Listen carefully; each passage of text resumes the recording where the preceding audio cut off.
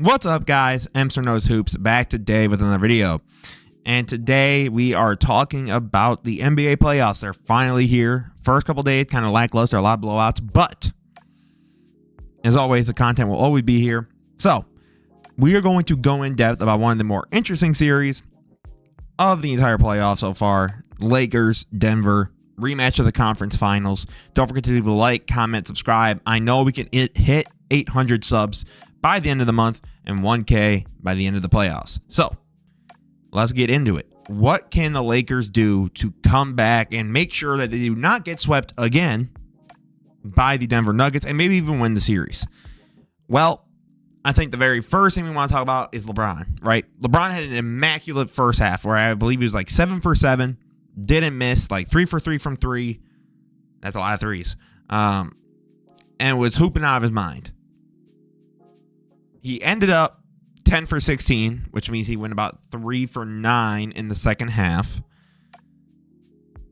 And to be 100% honest, he's not necessarily to blame, but I think the way that second half went is definitely in part due to how he played. So, let's take a look at what was working for LeBron in the first half and what sort of happened here in the second half.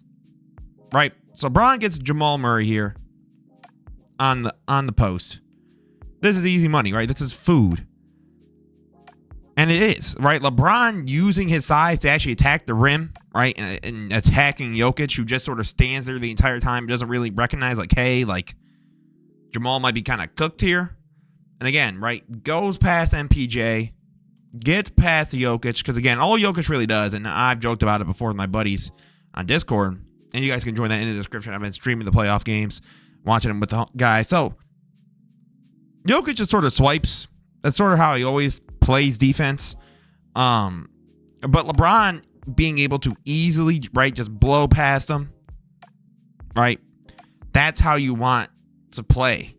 That's the way that you win these games, right? Even here, right, off the DHO, attacks, Jokic just sort of staring at him. And again, attacking Jokic, attacking the rim, is going to be the key for the Lakers if they actually want to win this series, right? Let alone avoid another possible sweep. But then the second half happens. LeBron's got Reggie Jackson. LeBron's just sort of waiting. And instead of attacking, because you basically have this lane open to where Christian Brown would have to foul or Jokic would have to foul. Even if Aaron Gordon gets over, that's a kick out to Hachimura or to Dinwiddie. Instead, he sort of just pulls up. Right? LeBron again tries to go for the screen action here with AR, but doesn't really move quick enough for anything to come of it. Now, you have AD wide open here on the wing. Take this shot. You pass this to him. Even though AD was over in the second half from 3, I like this look more than this. And I think part of it is, to be 100% honest with you guys, he looked gassed. Quite frankly, he just looked gassed. LeBron, age, it's caught up to him. And that's fine, obviously. But if this team wants to make a deep, deep playoff run in any capacity, and part of this is on Darvin Ham. I think some of it is time management and situational reading of things, right? LeBron, right, played the entire first and the entire third quarter. And then kind of staggered the second and the fourth. If anything, maybe take him out for like the last minute or so of the first and the third. Like, give him time to where then there's a even longer break between, I almost said innings, quarters. So that way he can kind of get refreshed and be able to be willing, and I guess not be willing, but attack more. Right? So he's not exhausted and overworking, so then he's settling for threes. Right? Because that is when LeBron is at his best, right? Then I want to talk about Anthony Davis. Anthony Davis actually played incredible. Incredible.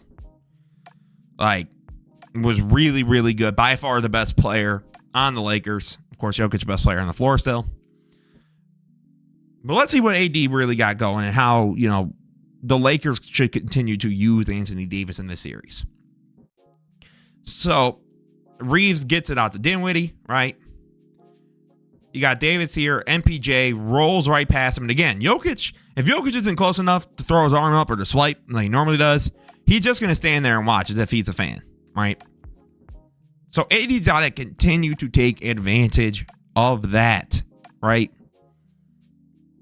LeBron, Reaves that he's got Jokic, right? Gordon basically commits on the drive as well. Like, take a look, right? AR, great screen. Bron goes to attack. Gordon knows I need to help Jokic. And so instead, LeBron just goes, oh, cool, thank you. Beautiful lob from Bron to AD. To me, AD needs to be the guy that they're playing through, right? Boom, boom. Jokic, again, slow-footed. Gets caught on the little fake, right?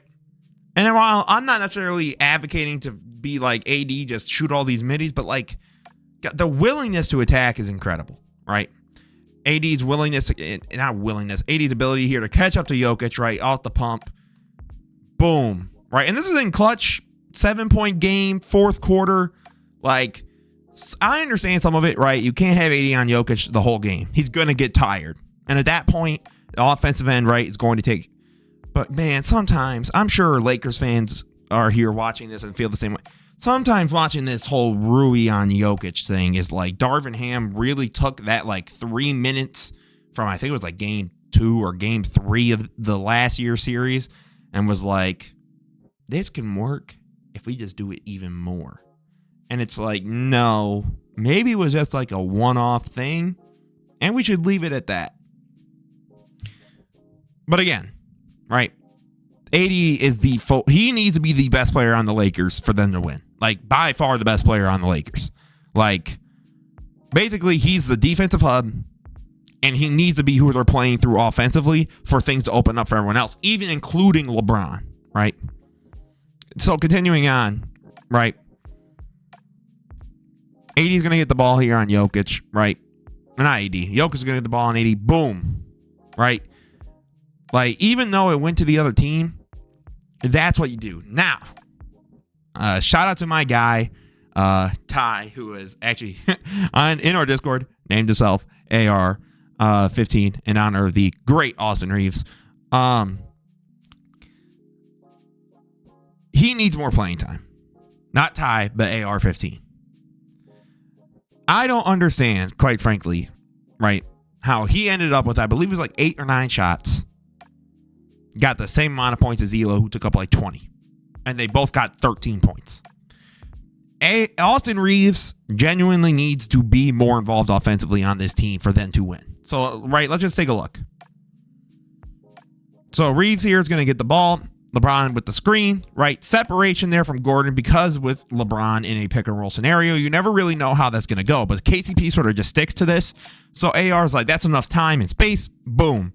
Huge three, right, to take the lead in the third when they were kind of slipping away. And this is down 12, 2.5 minutes, right? Back to D'Lo, KCP, boom, great little screen action here from Anthony Davis so that Reaves, tough shot, right? But he's arguably, aside from the best tough shot maker on this team, right? But then you have moments like this from D'Lo. What's the rationale here? You have 13 to 12 seconds, right? Gets a screen. Reaves is wide open in the corner. Hell, you keep going. Bron's right there on the wing, and you know Gordon or Murray is going to rush over to him, goes right back over to Reaves again, but instead he takes this stupid floater, right? Aaron Gordon, D'Lo thinks he's Kawhi, I guess, prime Kawhi or SGA, or I don't know who he thinks he is, but he's all of a sudden trying to take those. So to me, if you're Darvin Ham, I would find a way maybe to run a lineup. Even if D'Lo's in the starting lineup, I'm making sure the minutes are far more preferred for Austin Reaves, and I'm trying to get Austin Reaves more involved. Because, again, he helps space the floor. He helps teams have to respect it more. But when D'Lo's taking 20 shots, he's only getting you 13 points. And the playmaking and all that isn't anything great enough for you to justify him being there as long as he is in terms of, just on court when he's that much of a negative offensively that given night. Moving to Austin Reaves, I think, is the next big thing for the Lakers to do on their little checklist. Then, you're not going to limit or stop Jokic or Murray. Like, Murray had by his standards, and by, I guess, a lot of standards, because I don't think he's like a superstar or anything, not a very good game. Right? But he's one of those guys where he sees them go in, and it's over. Like, he'll rip at least like 3 or 4 in a row. So if I'm them, I'm making sure guys like KCP and Michael Porter Jr. are who you're really limiting. Because Jokic is Jokic, right? He's, to me, that like Luka, Giannis, obviously he's arguably for a lot of people the best player in the world. He's going to get his, right? But let's look at something here, okay? So KCP here rolls. Now, I believe this is a miscommunication defensively because you see Reaves go with here for Murray. Now, I don't know if this is a way to try and help the pick and pop possibilities with Jokic. KCP is just wide open. And if LeBron went over to here, MPJ's wide open.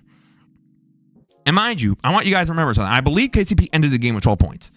All 12 points came in the third quarter, in which that is when Denver took the lead and started driving away with it.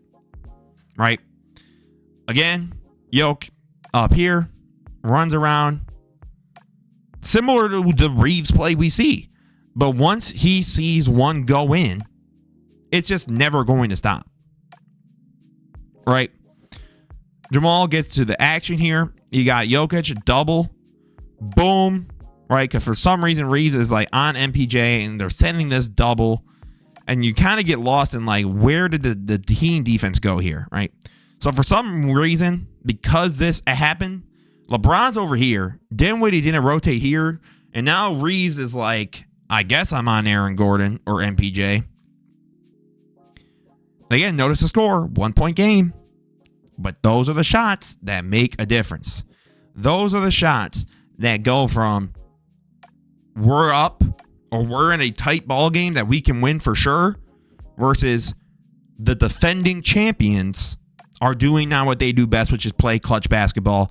And now they're taking the game away. And now they're still at home. And now we lost by, I believe it was like 10 or 11. So, overall, I want LeBron to be more aggressive in terms of attacking the rim. So, if that means you're changing up his minutes, limiting his minutes, not like literal minutes restriction, but you know what I mean. Do that. Anthony Davis needs to be the focal point of this offense. Even if it's run through LeBron having the ball and everything, that's fine. But if AD is more involved and is doing something like that, they can compete. Austin Reaves needs to be more involved offensively, and they need to limit what D'Lo is doing because unless D'Lo, I'm recording this before their game 2. So unless D'Lo just goes absolutely nuclear, something tells me the real D'Lo is going to be somewhere in the middle of this. I don't think he's going to go 13 points on 20 shots, but I also don't think he's going to be like he was against the Bucks a couple of weeks ago or like a month ago. And then I think for them, they need to make sure guys like KCP and Porter can be handled. Just really make sure that you can limit those two or they will make you pay. And when they make you pay, ESPN, JJ, whoever you want, whoever else you guys watch for basketball content is going to say, wow, the Lakers might have just got swept again. And I don't want that. I want an entertaining series, however long it goes. I picked Nuggets in 5, but it's looking like, again, this is looking like a repeat of last year where the games start and they get really, really tight. But then Denver just looks like the better run team and they pull away. So, without further ado, guys, this was Mr. Knows Hoops. Let me know what you think down below in the comments. Do you agree with my adjustments? Do you think that these adjustments are wrong or to just focus on game 1? Let me know what you guys think. As always, this is Mr. Knows Hoops. Don't forget to leave a like, comment, subscribe. Have a beautiful rest of your day, guys. Have a good one. Peace out.